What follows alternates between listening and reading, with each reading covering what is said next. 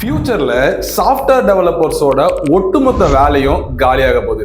அந்த வேலையை காலி பண்றதுக்காகவே ஒரு புது டெக்னாலஜி இறக்கியிருக்காங்க. அந்த டெக்னாலஜி என்ன அப்படின்றது தான் இந்த வீடியோல நான் உங்களுக்கு சொல்லி தர போறேன். மறக்காம இந்த வீடியோவை சேவ் பண்ணி வச்சுங்க, உங்க ஃப்ரெண்ட்ஸ் அண்ட் ஃபேமிலிஸ்க்கு ஷேர் பண்ணுங்க. Vibe coding. இந்த வைப் கோடிங் அப்படின்னா என்னன்னா, இன்னைக்கு ஒரு ட்ரெடிஷனலான சாஃப்ட்வேர் டெவலப்பர் ஒரு அப்ளிகேஷனை டெவலப் பண்ணணும் அப்படின்னா கிளைண்டோட ரெக்யர்மெண்ட்டுக்கு ஏற்ற மாதிரி ஸ்டெப் பை ஸ்டெப்பா அந்த கோடை எழுதுவாரு, அதுக்கப்புறம் எக்ஸிக்யூட் பண்ணுவாங்க, தென் டிப்ளாய் நடக்கும். இதுதான் ட்ரெடிஷனலான ஒரு கோடிங் மெத்தடா இருக்கு. ஆனா வைப் கோடிங்கை பொறுத்த வரைக்கும் இந்த லைன் பை லைன் கோடு எழுதுறோம் இல்லையா, அது தேவையே இல்லை. நம்ம ஏஐ கிட்ட ரியல் டைம்ல நம்ம என்ன மாதிரி நேச்சுரல் லாங்குவேஜ்ல பேசுறோமோ அதை அப்படியே கேட்டா அது ஒரு கோட் கொடுக்கும். அந்த கோடை எடுத்துட்டு வந்து நம்ம டைரக்டா டிப்ளாய் பண்ணாவே இந்த வைப் கோடிங்ல நம்ம ஒரு சாஃப்ட்வேர் டெவலப்பரா மாறலாம். இதுல இருக்கிற ஒரே ஒரு பிரச்சனை என்னன்னா, வைப் கோடிங்க்கு கண்டிப்பா ஒரு லாங்குவேஜோட பேசிக்ஸ் தெரிஞ்சிருக்கணும்.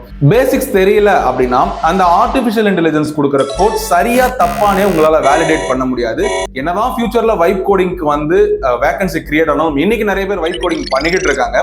ஆனா சாஃப்ட்வேர் டெவலப்பரோட இடத்தை யாராலையும் நிரப்ப முடியாது. பேசிக்ஸ்ல ஸ்ட்ராங்கா இருங்க. பேசிக்ஸ்ல ஸ்ட்ராங்கா இருக்கிற உங்களை எந்த ஏஐ வந்தாலும் ரீப்ளேஸ் பண்ணவே முடியாது. இந்த மாதிரியான டெக் இன்ஃபர்மேஷனை தெரிஞ்சுக்க மறக்காம வெப்டெக் அகாடமிக்கு சப்ஸ்கிரைப் பண்ணுங்க. தேங்க்யூ.